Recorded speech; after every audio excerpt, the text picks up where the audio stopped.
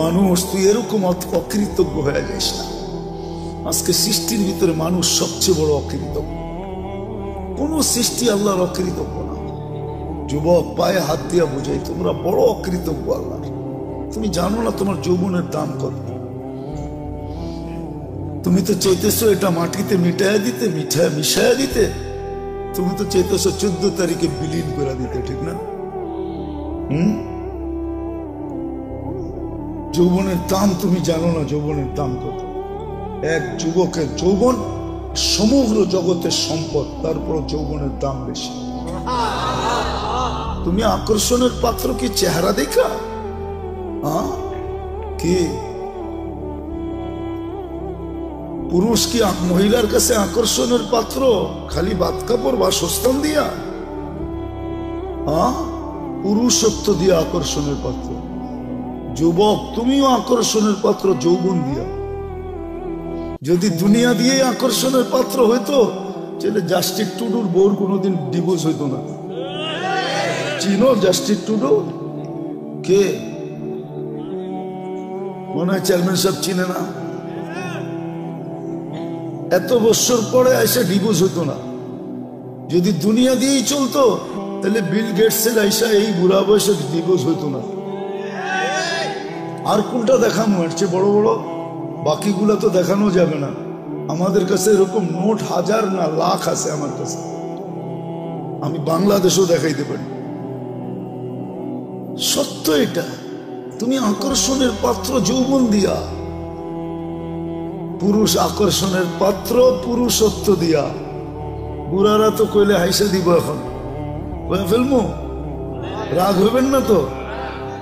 যার কাছে সব হারায় দিয়া বুড়া হইলো, এখন সেও দেখতে পারে না। এর কাছে গেলেও কয় বুড়া, ঠিক না? এর কাছেও আকর্ষণ নাই এখন, শেষ, ঠিক না? সব হারায় ফেলছে এর কাছেই, তারপরও ওনার এখনো আকর্ষণের পাত্র নাই। সব হারাইলাম, তারপরও আকর্ষণের পাত্র না। তা আমি যেটা বুঝাইতেছিলাম, আমার কথায় সুর হবে না, আমি যেটা বুঝাইতেছিলাম যে দিন আল্লাহ আমাদেরকে কেন দিলেন? কোন সৃষ্টিকে দিলেন না, ফেরেশতাকে দিলেন না, সাথে সাথে কোন সৃষ্টিকে আল্লাহ বিনিময়ও দেন না। খাইটা তো যাইতেছে, মা মিন শাইইন ইল্লা ইউসাব্বিহু বিহামদি রাব্বি। সমগ্র সৃষ্টি 24 ঘন্টায় গুণগানে রত। দেখি একটু ধারণা করতে পারেন কিনা আপনারা? ফেরেশতা মিন আউয়ালি খালকি ইলা ইয়াউমিল কিয়ামতি ওয়া হুয়া সাজিদ। এক ফেরেশতা জন্মলগ্ন থেকে কিয়ামতের সকাল পর্যন্ত সিজদায় পড়ে আছে। লা ইয়াগফাল ওয়া লা ইয়ালতাফিত, না বিমুখ হয় না এদিক ওদিক তাকায়। তরফাত আইন, চোখের পলক জপতে যতটুক সময় লাগে এতটুক সময়ের জন্য না। কিন্তু কিয়ামতের দিন ওর কোনো বিনিময় মিলবে না। আল্লাহ তো আমাদেরকে বিনিময় দিছে। আপনি সঠিক চিন্তা করতে দেরি, 60-70 বছরের ইবাদত আমলনামায় লিখতে দেরি হয় না। লা তাফাক্কুরু সাআ খায়রুম মিন ইবাদাতি 60 সানা আও 70 সানা।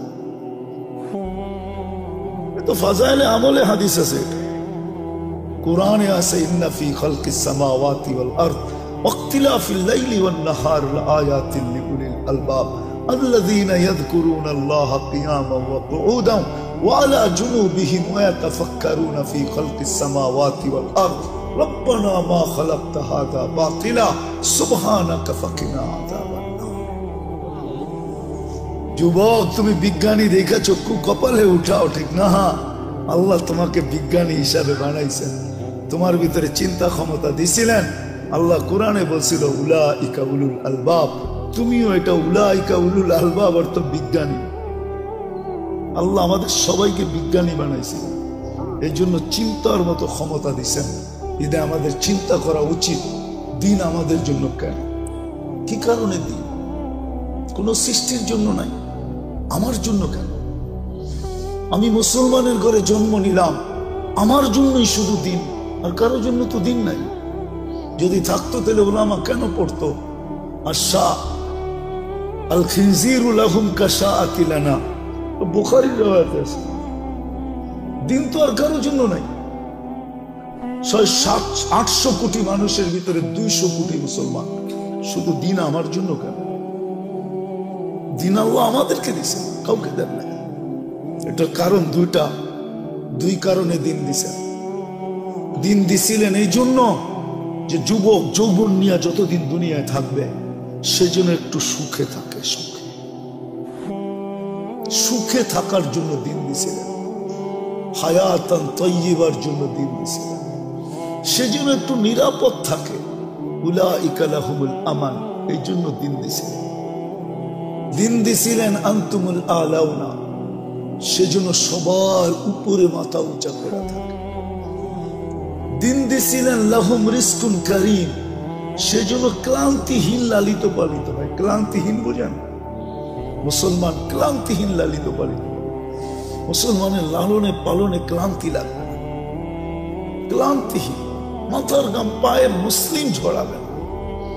আল্লাহ আরেক জায়গায় সুস্পষ্ট করছেন, লারাযাকাকুম কামা ইয়ারযুকুত তাইর, আমি তোমাদেরকে পাখির মতো পালব। খালি জ্যাব নিয়ে বাহির হবে, বিকালে জ্যাব পইরা ফিরবে। যেরকম পাখি খালি পেট বাহির হয়, বিকালে পেট বইরা ফিরে, তোমরা এরকম কাটটি বইরা ফিরবে। তোমাদেরকে ক্লান্তিহীন আমি পালব। দিন দিছিলেন ইজ্জতের মালা নিয়া গলায় লালিত পালিত হওয়ার জন্য। ইন্নাল ইজ্জাতা লিল্লাহি ওয়া লিরাসূলিহি ওয়া লিল মুমিনিন। দিন এই জন্য দিছিলেন যে দুনিয়ায় সবচেয়ে মাথা উঁচা করে থাকতে পারে, সবচেয়ে নিরাপদ থাকতে পারে। শুধু আমরা নিরাপদ থাকবো না, আমাদের কাছে যে আসবে সে নিরাপদ। আমি ইঙ্গিত দিতে চাই না, ইতিহাসের পাতা খুলতে হবে যুবক তোমাদেরকে, তাহলে বুঝবে।